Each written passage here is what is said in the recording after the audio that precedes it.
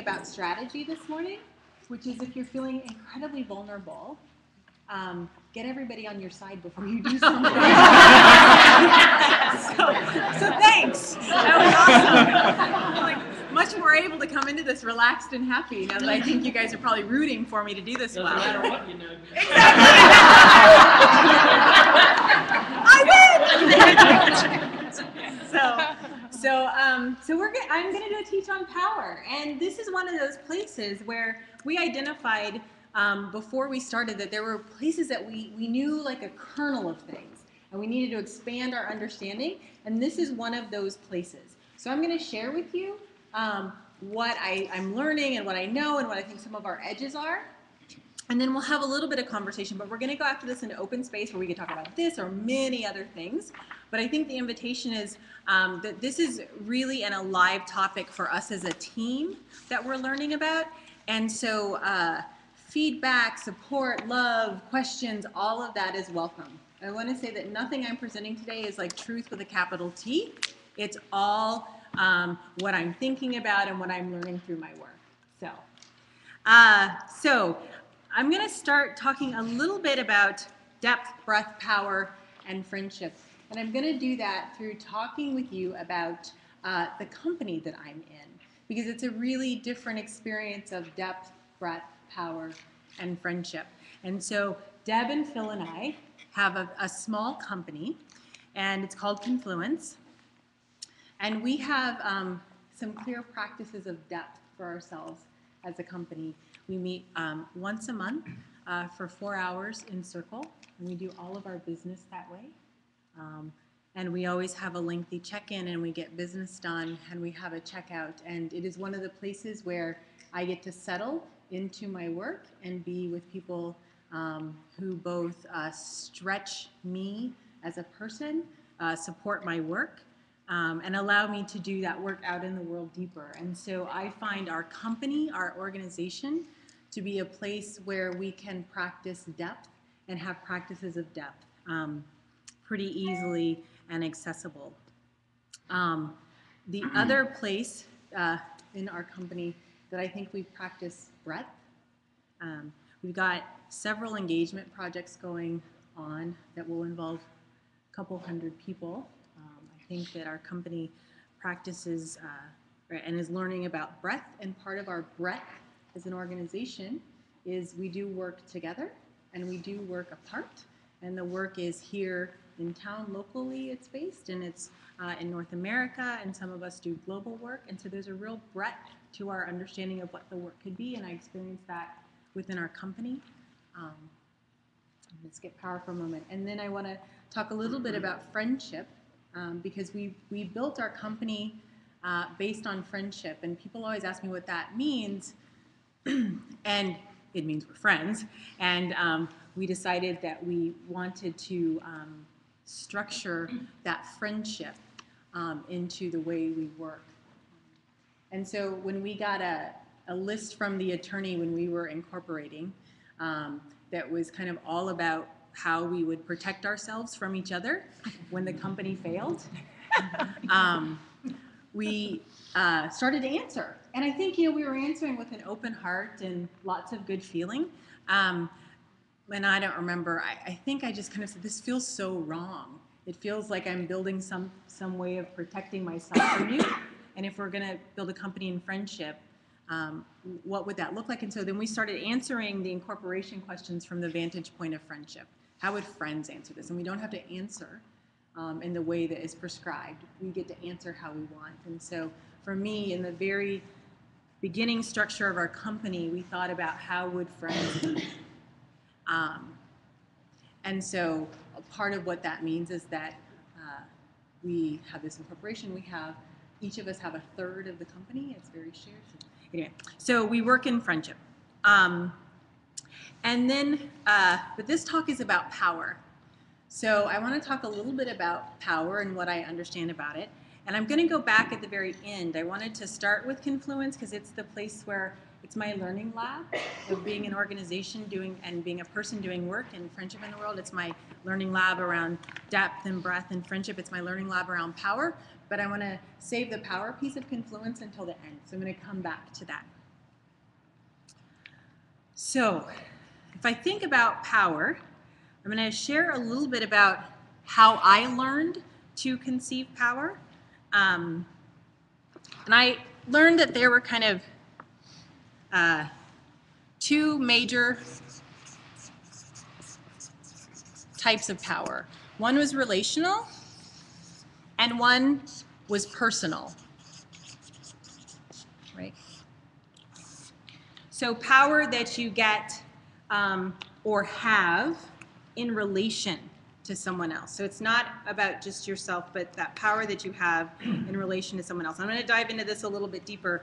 But the relational power that I learned about, it was a specific model. So I'm going to say my background is in activism and social change. So this is kind of a structural social change way of thinking about power that I was taught, both in social work school by that lovely man who went to Russia all of the time, in Brogno. So.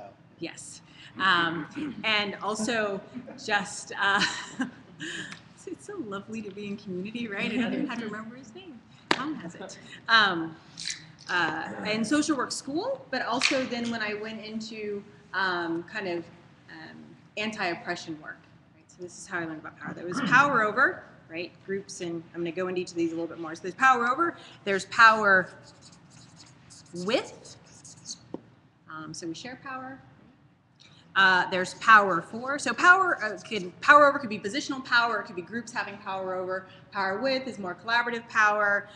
Power for is more kind of advocacy power. I have power and I'm going to use it on your behalf. Right? So kind of those were the kind of relational bits of power that I learned about.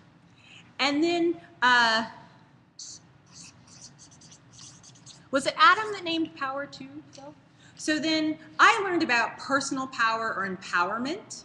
And I think a little bit of an evolution of that idea is this power to, the power to impact your environment, to do your work, to get good work done. It's power to, right? So it's more, it's not about me and you or you and me or sharing power. It's about my own internal empowerment to get things, or to drive in each of us, right, to get that done. And then as I've done more and more kind of work in the world, I realize there's kind of relational power and there's personal power, and then there's kind of this, I don't even know how to quite say this, but there's like,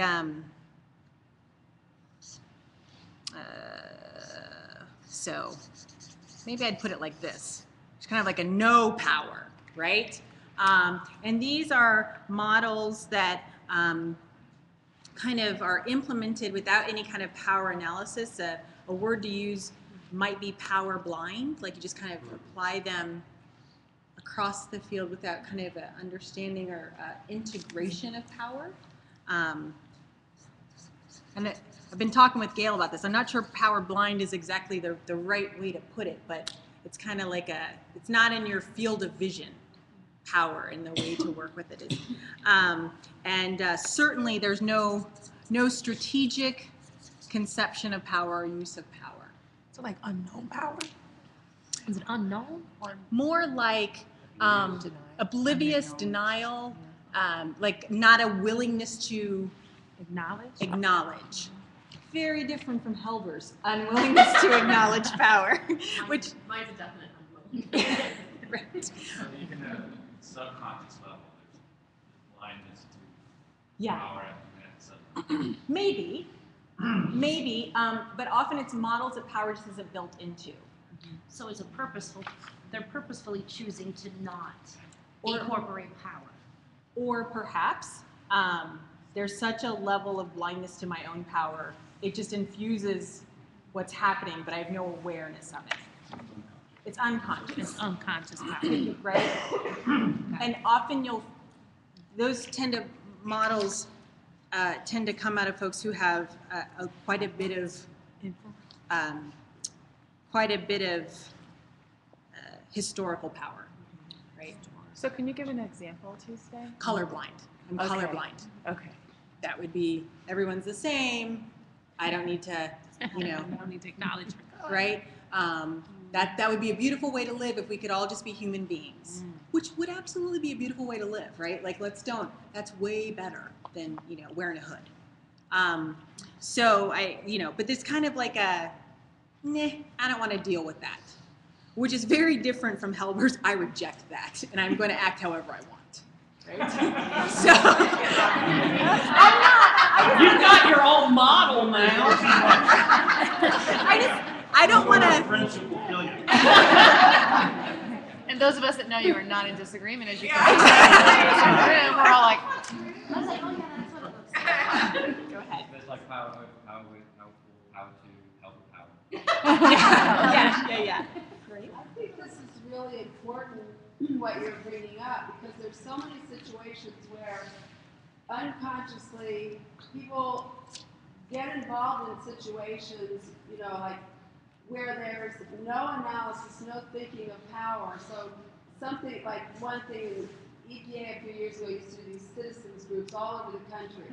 And there were people in the communities in environmental justice work that were asked to become a part of this this group. It was going to meet monthly, and it was so that you could be at the table with the big corporations that are polluting your community, blah, blah, blah. But, when we, in Lima, Ohio, when I was working with groups there, when we looked at it, we were just like, well, wait a minute. The truth is they're putting this forth as though we all have equal power because we're at the table. We, as the citizens group, have no power at all because we don't have the money to do the investigation on anything that's said.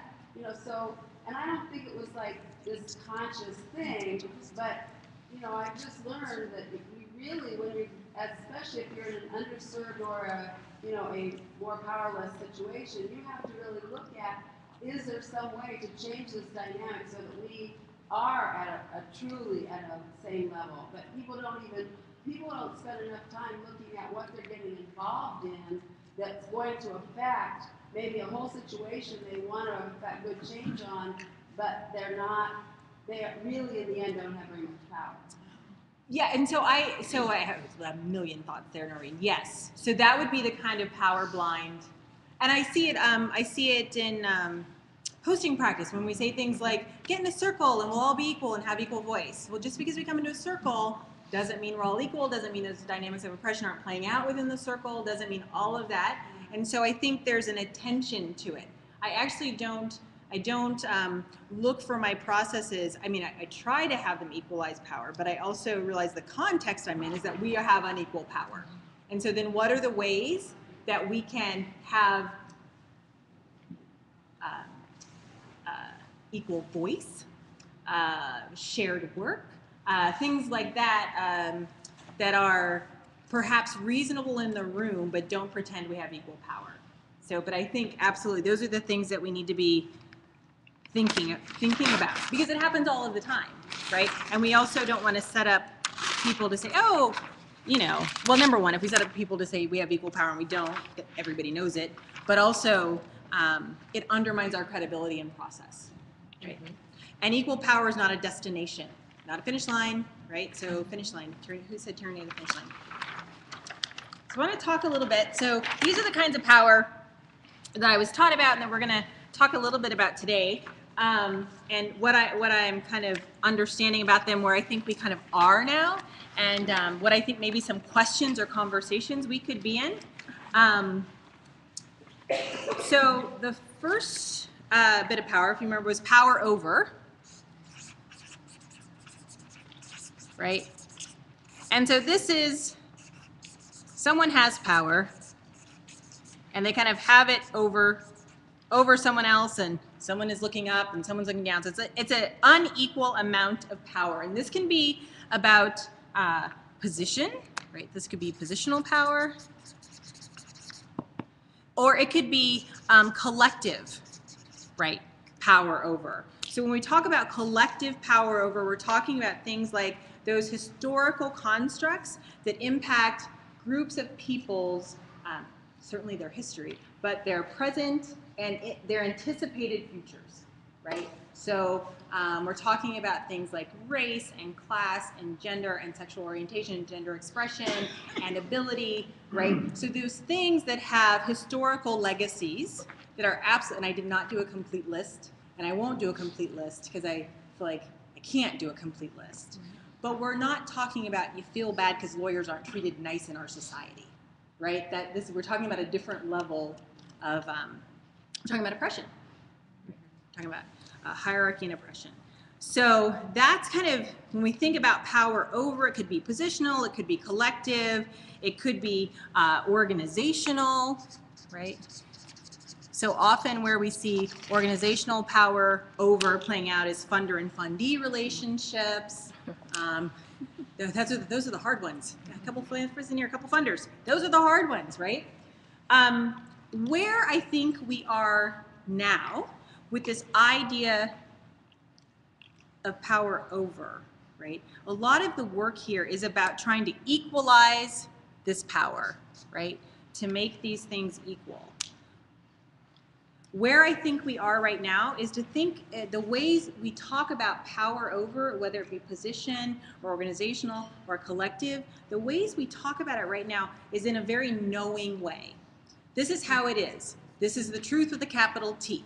This is what you do about it, right? So we have a lot of models for raising awareness and then prescribing action across difference, right? So I was trained 12 years ago in a model, an anti-oppression model that had exercises you took people through to understand their privilege, and then kind of action plans you took them through then to act, right, on that. Really good work based in knowing and having the answer and presenting the truth with a capital T. There's a lot of truth in those models, but it's for me right now, those models feel deeply incomplete for complexity, and probably always were.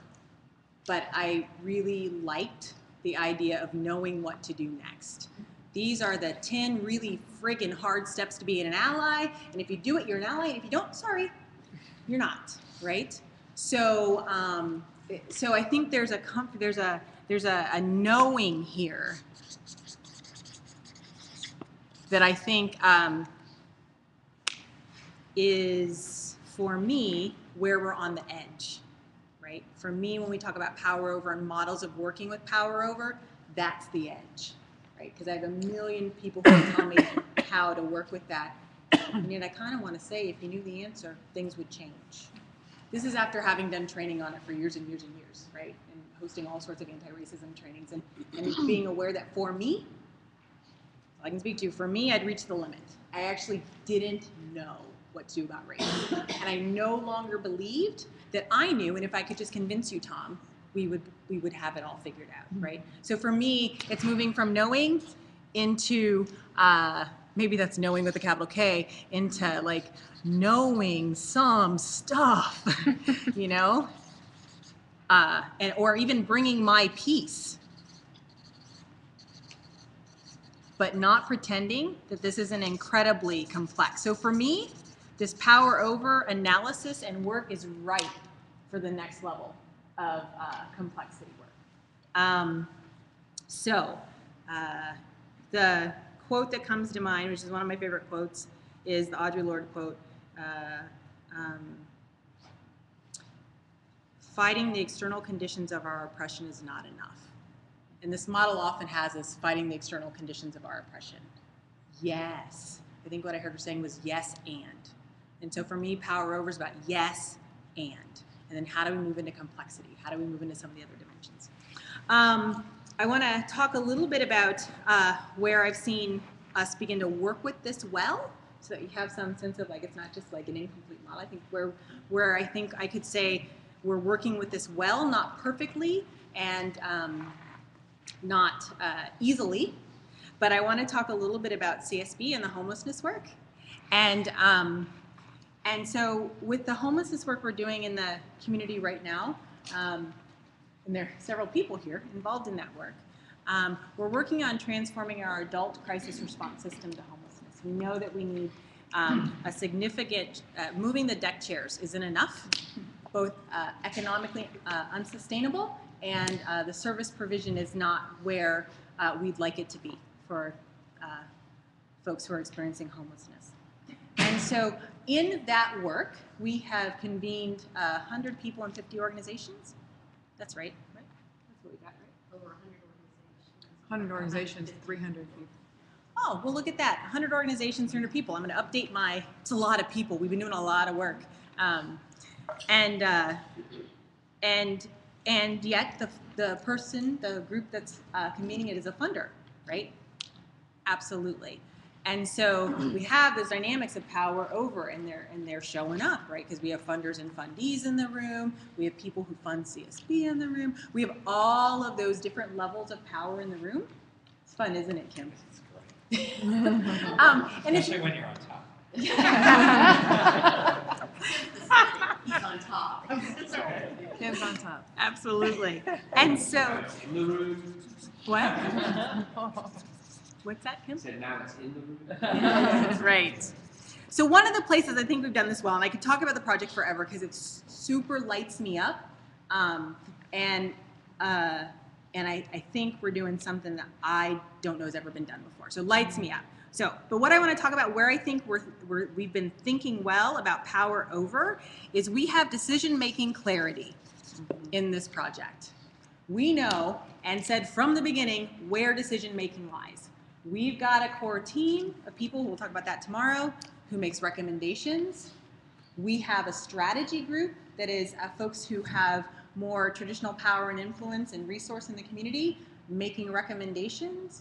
We have work groups who are making recommendations, and the decision-making structure is CSB's board. Absolutely. No other group makes decisions.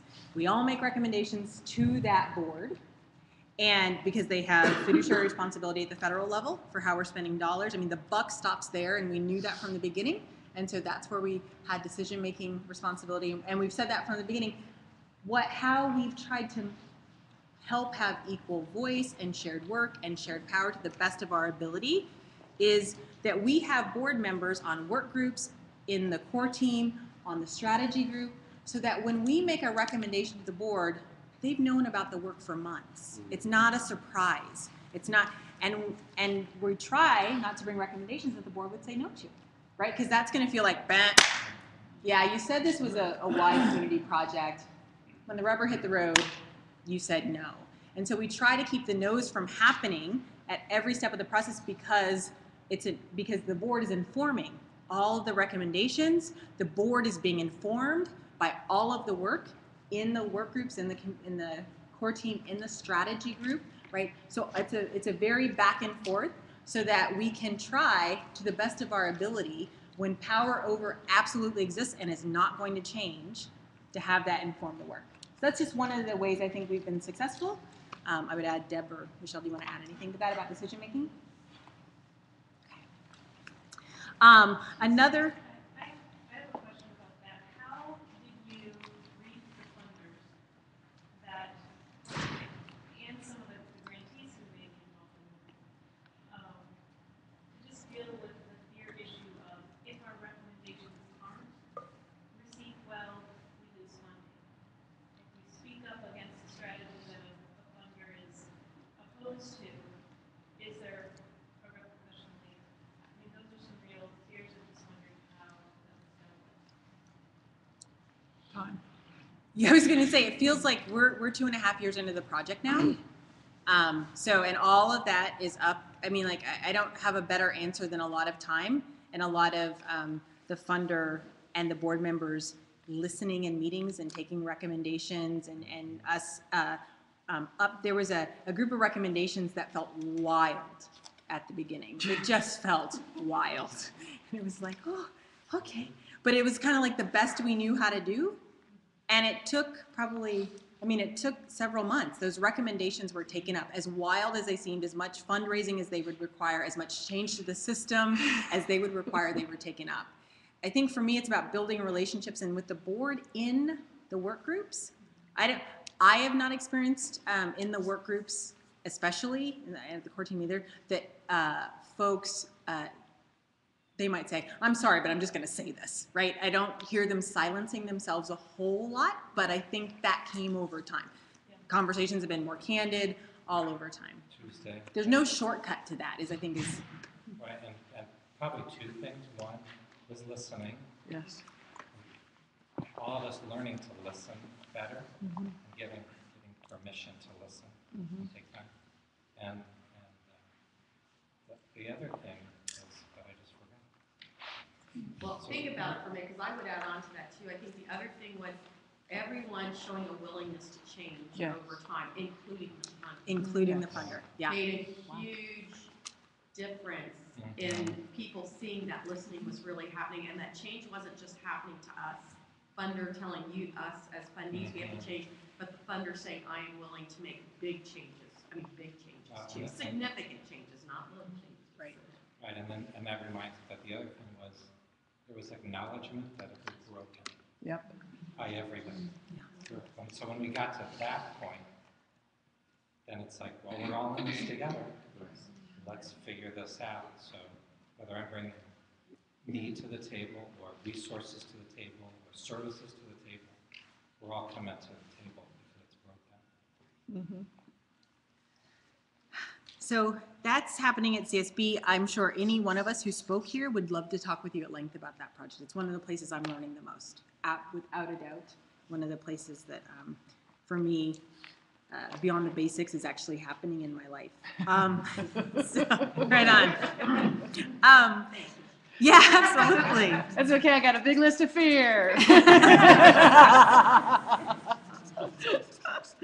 Another practice, I mean, it's been a little more time on Power Over than the others. Another practice I think that for me that's kind of emerging around Power Over is an idea of shared work.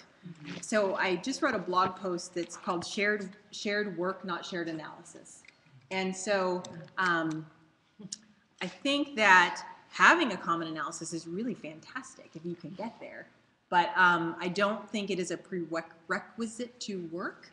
And I think that sometimes our difference in understanding and perspective is so great and so laden with kind of historical stuff and trauma and need to heal that sometimes we just have to get to work. And all of those things will come up. It is not a denial of the differences or the differences in power, but my experience so far has been that it comes up. It's not like it goes away. But when we have work together, it helps us have some sense of not just being in our heads and trying to figure out what's happening, but like, okay, if I'll tell a story about Detroit in a little bit, but if we are probably not going to solve these historical issues of oppression today. We can do some good work on them today. And what's the work we want to do? So food systems work was the work in Detroit. As we worked on the food systems work, race continued, right? Race and class continued to come up, and we continued to deal with it in the moment just to get to the next step without denial of the issue, right? So then the group of people developed capacity to work together in power differences and different analysis. But it was a shared work container, right, that allowed us to do that. It wasn't, we have to agree on the stuff before we can go forward, which is often the case, right? We have to share an analysis, and then we can go forward, which keeps us a lot in our heads, and sometimes if we just get our hands in it, well, what exactly does that mean in the food system? How would that impact our projects? Robert? So you're working with many stakeholders, Yeah. obviously, and I could easily imagine that you would have a situation where even though there's initial commitment to change, whether it's by the funder or any one of these constituent organizations or people, that there probably must have come a time when somebody came up against a moment where they either thought they maybe were going to go out of existence because of proposed changes or something where they basically said, they might have even given lip service to the process, but then they stepped out. Oh, absolutely. So talk about that aspect of it. What does the group, does the big organization stop and look to that one, sore point? Generally not, or what is happening? So I think I've seen a variety of things, Robert. I think that some people are out. I mean, they're out, and that's often we're working on issues that have such urgency to folks that they really can't go out. It's like, I don't like it. I'm going to voice that I'm feeling suspicious. I'm going to voice that I don't like this, but I'm going to stay in because I want to have my voice at least saying what I need to say. But I think that when people go out, and the challenge is staying together. You've named kind of the central challenge of this, which is staying together.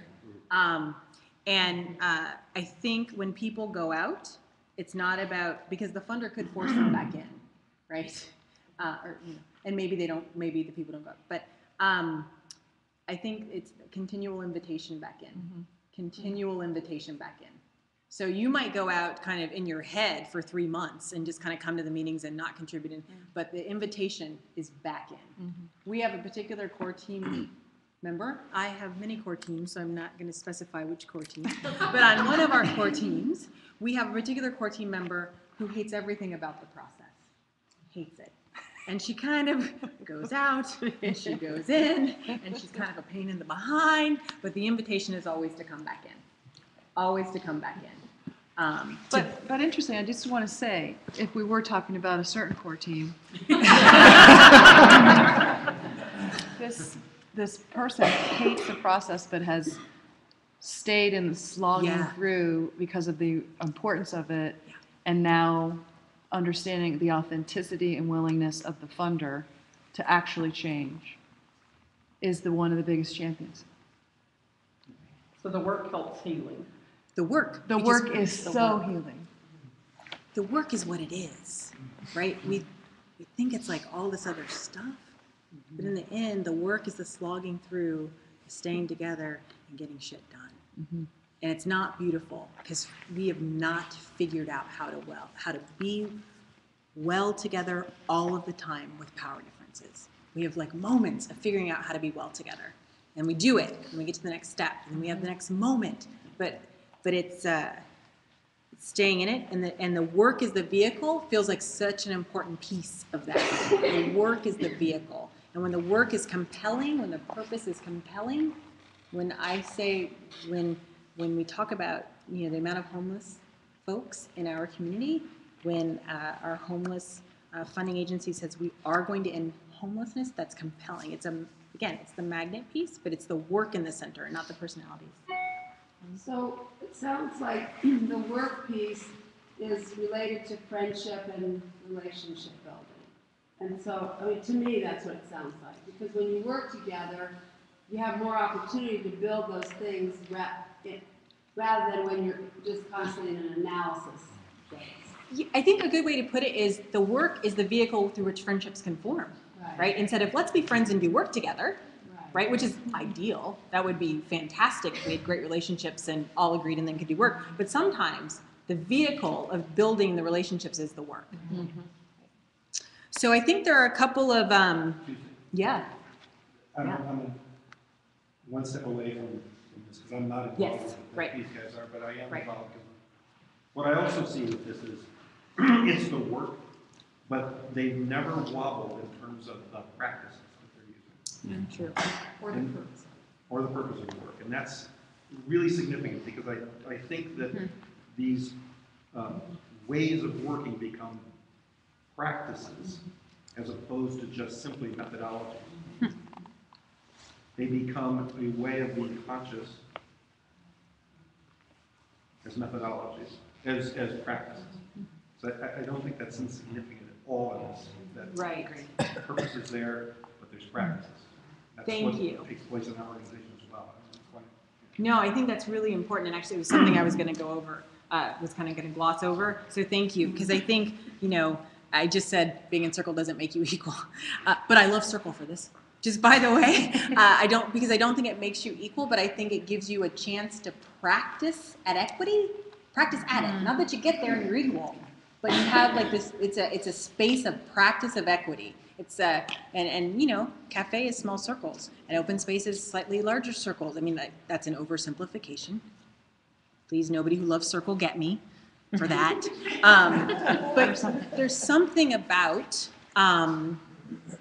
having a practice where people have voice in that allows you to practice for moments of equity, so anyway, so I think Circle practice is one of the things, and we meet, all of our core teams meet in Circle at least once a month, usually. So I think there are questions to be asking around power over. I think, what are the next conversations we need to have? So I said, and you can agree or not agree, that's okay. I think the analysis piece is beautiful and wonderful, and it's taken us in some ways as far as we can go. So what are the next conversations we need to have, right? What are the conversations, if we had them, would bust open racial justice? And I actually don't believe it's the same conversation we've been having for the last 15 years about why can't people own their privilege. Don't think that's it. I just don't. Happy to have it with people who want to talk about it if they're my friends, but I'm probably not going to initiate that conversation because I actually don't think it's the edge. I think the edge is something else. I think Madison might be ready for the edge, right? Like you have a reason to have it. You have a reason to have the next conversation. So what is that next conversation? Where does our analysis hold us back? That's a personal question I'm in all of the time. Where does my understanding of race and power and oppression, where does that actually keep me from being open to emergence or possibility, or even just innovation, for goodness sake? Where can we see complexity and nuance in power over? That might be looking up to power, or looking down to wherever our position. Where can we see complexity and nuance and stay together? Those would be kind of the questions I'm in. And I'll write this up and put it on the website. It's not up there right now. So those would be the questions I think we could be asking about power over. How are we on time, Chris? Awesome. All right. So the other kind of power I learned about was power with. So this is the idea of shared power. This is often like collaboration. People will say, like, you have some power, I have some power, let's share it with each other, right? Power with, like the responsible use of power. And I think kind of where we are right now often is in a situation of forced collaboration, right? RFPs go out, they ask you to say who you're collaborating with, right? So, okay. So it's kind of like, yes, you must share power and you must be in a relationship. And if you aren't, you don't get this money. So please don't lie to us about your willingness to be in a relationship, right? Or in to share power, right? So I think collaboration has gotten, at least in the nonprofit sector, a little bit of a bad rap because it's when the rubber meets the road, often there may not be great relationships and sharing of power. But I think because funders are asking for it, and because the complexity of our time, I think, in some ways, is really asking us to share power and be in relationship. I think there's a real opportunity to reimagine what collaboration is and what that looks like. And so I think some of the kind of emergent practices that I'm seeing in this opportunity to reimagine power are things like new language around collaboration. And one of the most fun places I found this was actually in Toronto.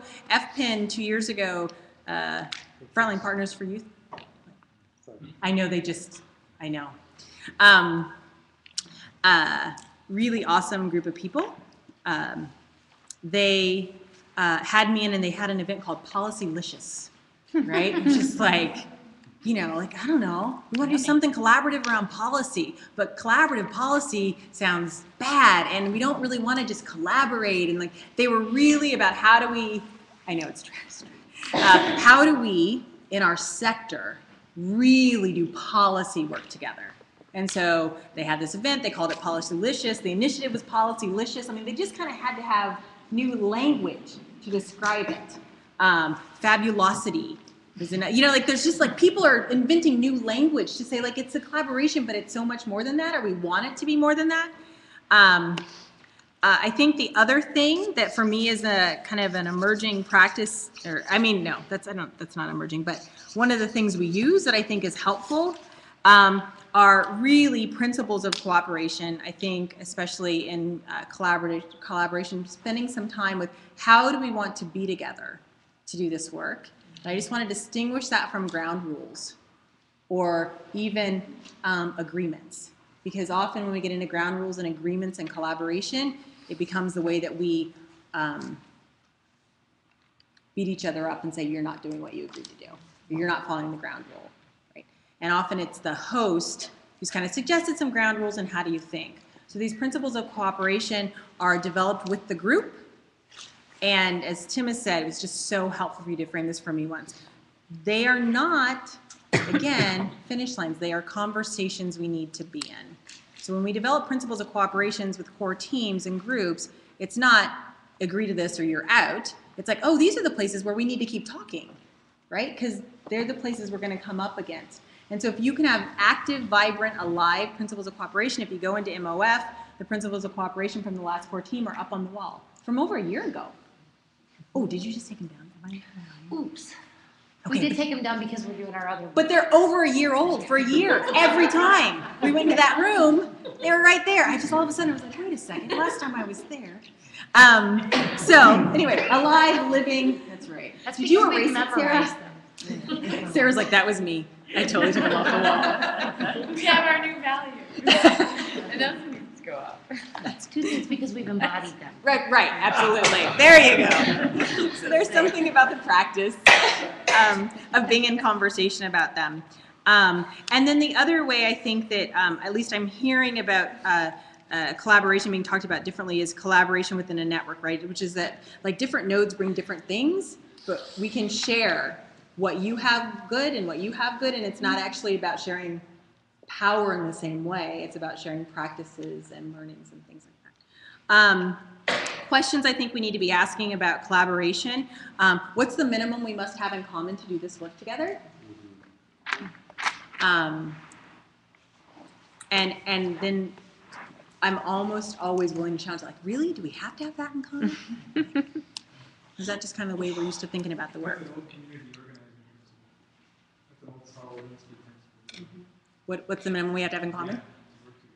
Right. And then, but I think what's emerging, Chris, is that I try to say what's even less that we have to have in common. Like, do we really have to have it in common? Because, and I say this with like full activist heart, as activists, we have all sorts of rules about what's the minimum we have to have. And it's something like, you must agree with me, and you must use my language, and you must, you know, all these things, right? So what's the minimum?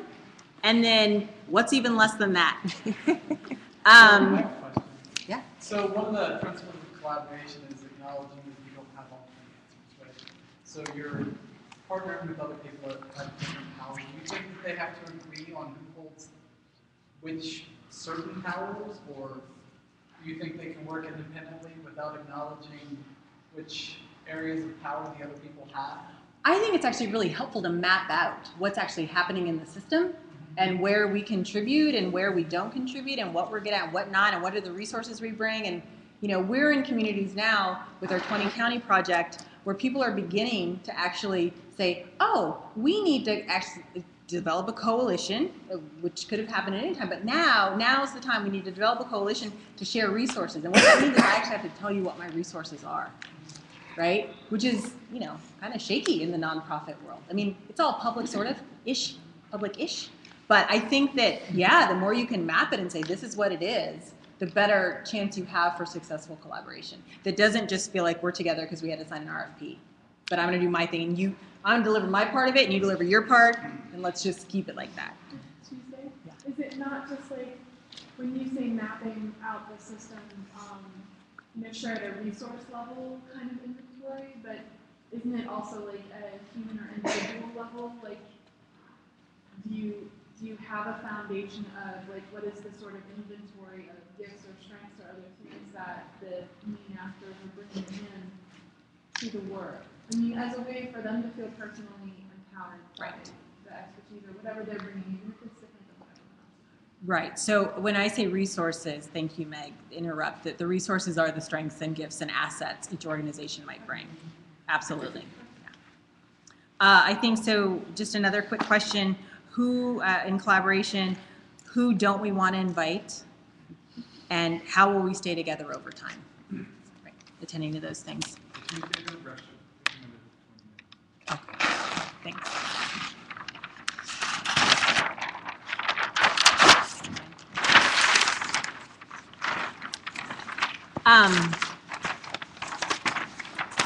The third kind of relational power that we talk about is power 4,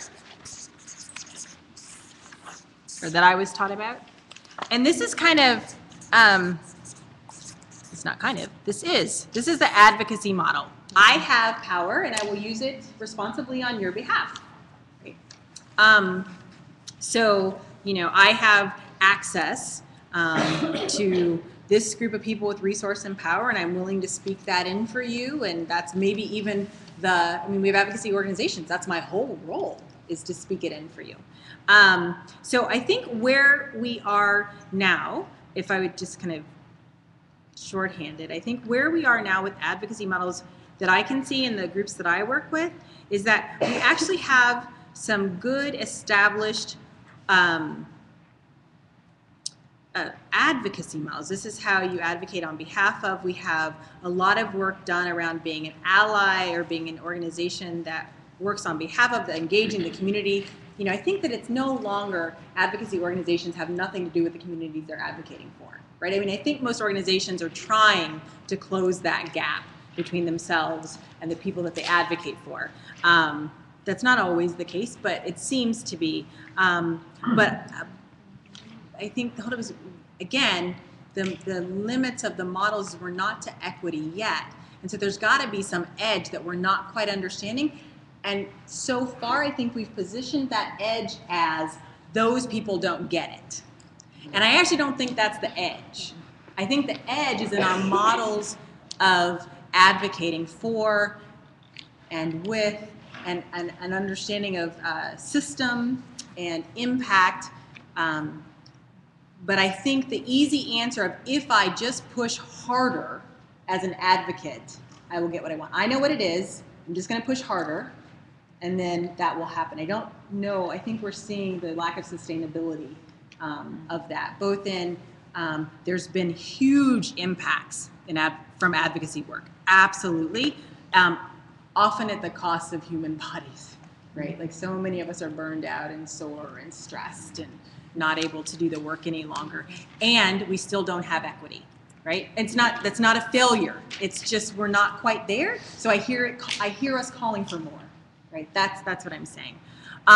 So I think the emerging practice there is something about walking with as opposed to ally or advocacy work. I think this is the edge. How do we begin to walk with, which is a behavior and not a label, right? Or not a naming. So the focus on what are our behaviors that act in a way of power for, not how do we identify ourselves as working with power for. And Kelly McGowan, it took me like a year to get this. At one point she said to me, I don't want to be an ally.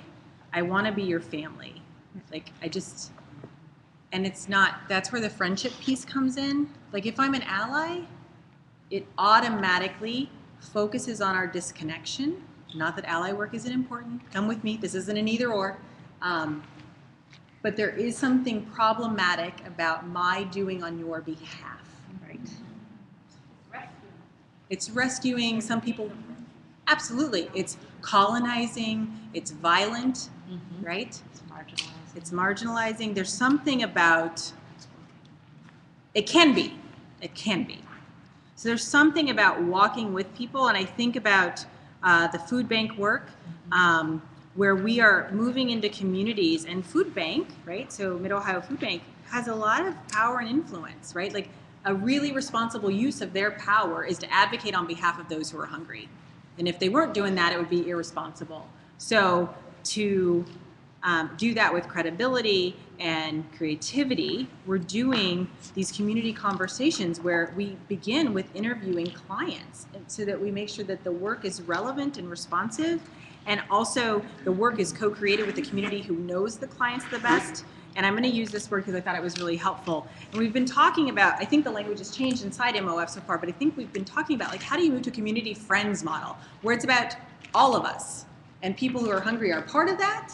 But what would it look like for everyone in this community to have enough food? Because this is a community of friends.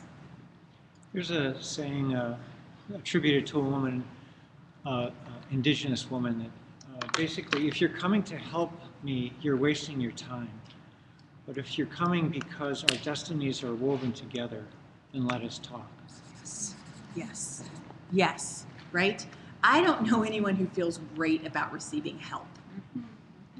I feel fantastic when I'm seen, and you want to walk with me, and you have an interest in what's happening for me. One of the ways we do that in indigenous communities, we're using things like 7th generation planning and stuff, is that I know that in 7 generations, there's a very high chance that my great-great-great-great-grandkids will have great-great-great-great-grandparents who are from Mali and Thailand, and who are Anishinaabe, and who are Peruvian, and who are Cuban, right? So the truth of it is, and those are my peers right now, so the truth of it is, from an indigenous perspective, is the word in Ojibwe is Nehumagane, which means I belong to everything. And it's kind of what you're saying, Kelly, around like being an ally. From an indigenous perspective, being an ally implies a separation, where there's a potential that actually we could be family. We could be made family by our descendants. And the people we would meet could actually be family members that we haven't yet become related to. So it's interesting to work at it from that other way. When we're thinking of 7th generation approach, they actually, in this room, we all may be part of the same family. Just linked 7 generations from now. Thank you, Chris. I was also thinking about how everything you've said, in terms of breadth, you've been talking about kind of large-scale things like homelessness and hunger, but it's also striking me that everything you're saying is really fractal, so it comes down to a very micro level, which connects to the family thing. The same could be said of your marriage, or the same could be said of the way you parent, or the same could be said of just a team, an internal team at work. So it really applies at Absolutely. Yeah, thank you. I do tend to give less of those examples, and it is absolutely fractal. Absolutely. Just real quick. The other thing that I'm hearing, like the way that you describe ally, is the difference there. And it's funny that the word didn't come up, but I'm hearing power in that too. Totally. Yeah. Totally. Yeah, I just, I feel deeply skeptical at this point in my life of the ally model. I just do. Not that the intent is not good, not that I just, I feel like we've reached its edge. And so what's next? Yeah, because it's, Chelsea, did you? Well, I was actually having this conversation a little bit earlier about allies and language around it, and reading this great thing about someone trying to figure out better language and coming up with something more like currently operating in solidarity with, because there's a little bit more accountability. Because I guess one thing when you guys are talking about family, I think that there's a lot of good stuff there, and then there's also a lot of like people wanting to be allies, but also wanting, especially with people of color, to do other people to do the emotional labor that comes with them figuring out their power. Right. Yeah. And I think when I think about like family, I don't know, there are some like, that is like where the power comes in, but there is that if you're gonna be family, then how are you also going to like deal with the power exchanges that happen there too? It's not family so that I don't have to be accountable or we all feel good, because families are loving and whole and gracious, and you know, that's and not. I get to put down my things because it's not a problem anymore. Exactly. And I think, I don't know if that's where, I get to walk in solidarity with, I said walk with, and thank you for saying that out loud, because I'm sure that at least where I got walk with, and I'm not sure if she said solidarity with Mia McKinsey, Black Girl Dangerous, right? So that's, that's where it came from. Yeah. So I think that for me, she and the blog are one of the leading thinkers about rethinking ally work. Yeah. For sure. So I think that there's something about action there. I think there's also, I'm really curious about the word accountability, not again at all that I think we don't need accountability, but again, the disconnect in accountability, I have to hold you accountable, or I get to hold you accountable, or I get to say you're doing it right, which automatically causes some disconnection. Yeah. Yeah, I mean, even as you say that, I think for me, in my experiences, both working and just studying on this issue, there's just an issue around consent that for me, I've struggled with in real life experiences, but then also just in the literature, because, you know, historically for people who have been in communities that have, you know, faced historical trauma than present day, you're continuously having to deal with asking systems that have been oppressing you for permission to be able to act upon those things, where those very same systems, or even on a very micro end, it could be within your job or organization where, you know, your boss doesn't have to ask you consent to be able to take action on things, you know, before you go ahead and roll those things out. And when those things get rolled out, you know, the consequences that get associated with those things are not held to the same level of accountability as they would for somebody who is underneath that system in the hierarchical structure, who then takes action, and then when those things get rolled out, you then get held accountable. And it's not in a very, you know, pretty and transformative way, it's actually in a very punitive manner, right? Which then replicates the same kind of trauma. So yeah, I feel like there's something around consent. I don't have the language for it yet, but I feel like that's part of the kind of discussions that we're having around this levels of power and types of power. Absolutely. In terms of making some sense making of it. Right. Mm-hmm. Yeah. And so I think we are at the stage where we have to have new sense making of power. That's I think for me the edge we're at. And so one question, and then I want to wrap up and kind of go there a little bit.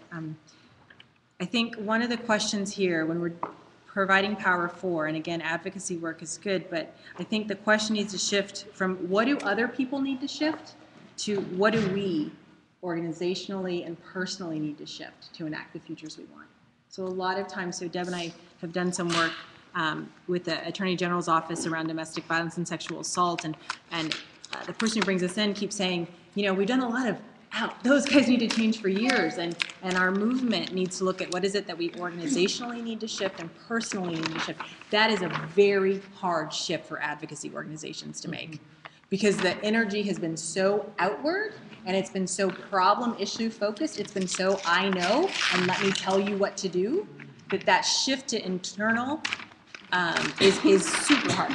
I just wanted to say one thing because you brought it up, and it was about when we go into community work, and it relates a little bit to the topic, you know, that we're just talking about, and having those interviews with the client so that it's not what we're doing for them, but it's what we're doing with them.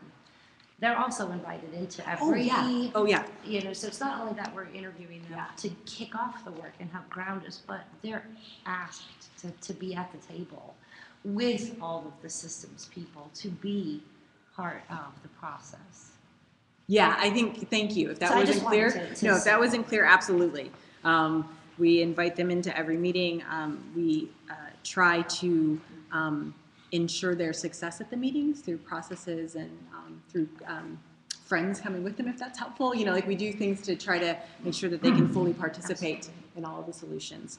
I want to go back to my sense that this is how I learned about power: relational power, power over, power with, power for, personal power, power to, or kind of power blind. And in my own work, so you've heard me say, I think like with the time is right for what's next, I think that our reimagining of power is part of what's next. And so I've been thinking about what is the something else, what is it that when we talk about relational power, which often plays out in structures, right? Structural racism.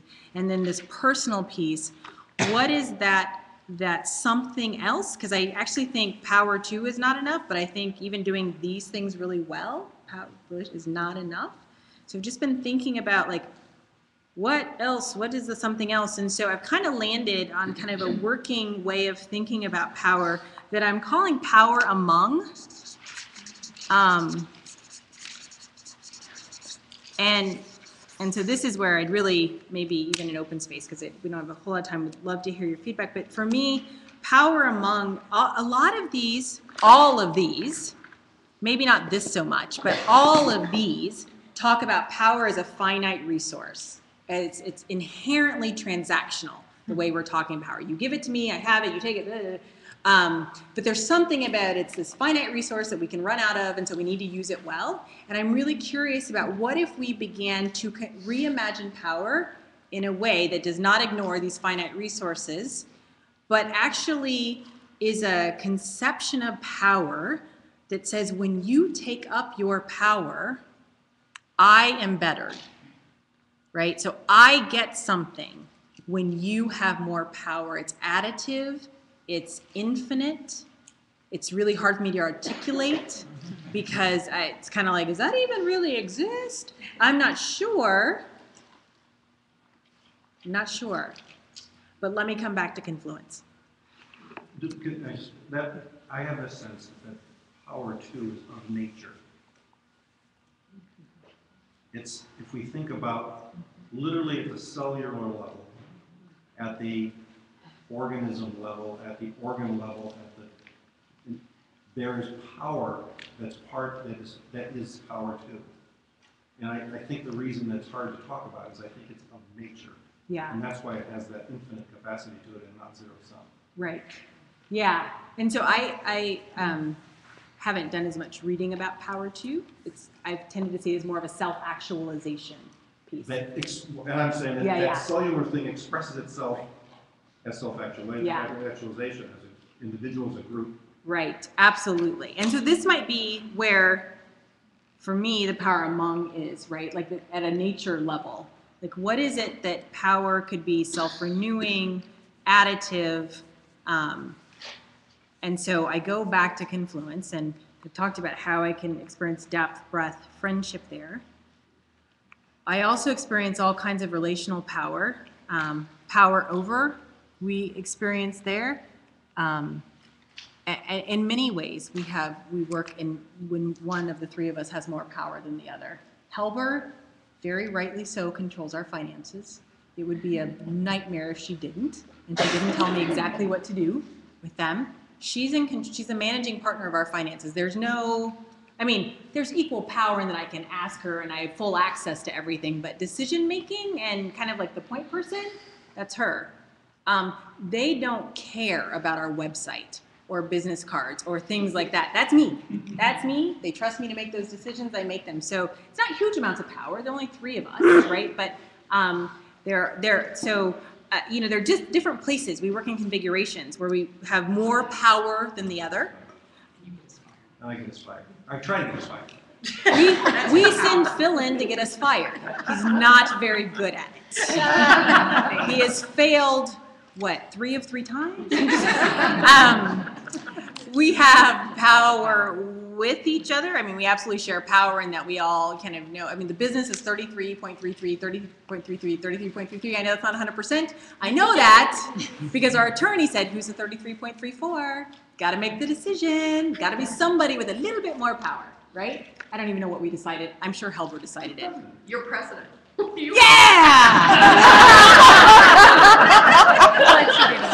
That works out. I knew I was president. I didn't know that meant I had the 33.34. Now Right. I'm going to see how much she understands. Feeling drunk on it. There's going to be some changes up in here. So, I'm the superpower. Thank you. Thank you. There are all sorts of ways we have power with each other. I mean, all of our decisions are consensus, right? I mean, that's just how we work. Power 4, I think that where I tend to see this showing up is Phil can get into rooms that Deb and I can't. And he can pave ground for us in this community that we wouldn't normally get, right? So that's how a place that he shows up and using responsible power 4. I think each of us within the organization probably decided to be organization because every bit of our work together helps me actualize. I hope it helps you actualize. That's the intent. And it is one of the few places where I think about this idea of power among, infinite power, how is it generative, and I'm not going to get emotional that I absolutely experience. My partners getting more power helps me. And not because I get more work, but I rise. And so there's something about when Phil is better, I am better. And it's not because I love him, but I'm more confident, I'm smarter, I am more resourceful when he does better, when something good happens for him that has nothing to do with me. So I'm sensing it within the three of us. That's where I see it. And so I don't know if that means power among means intense, deep relationship. I sense it other places, but that's the place. So to name, yeah, I think, you know what, I'm going to stop there. I think there are some practices I was going to name, but it feels like done. So we need to go to open space. Thank you, friends. We can continue it in open space. Yeah, exactly. Call it topic. Mm-hmm. The discussion shows up. Absolutely. Thank you. I took more time. No, so I it's appreciate our it. time, and we're like figuring out how to use it. Yeah. We're all the more powerful. Yeah. Clock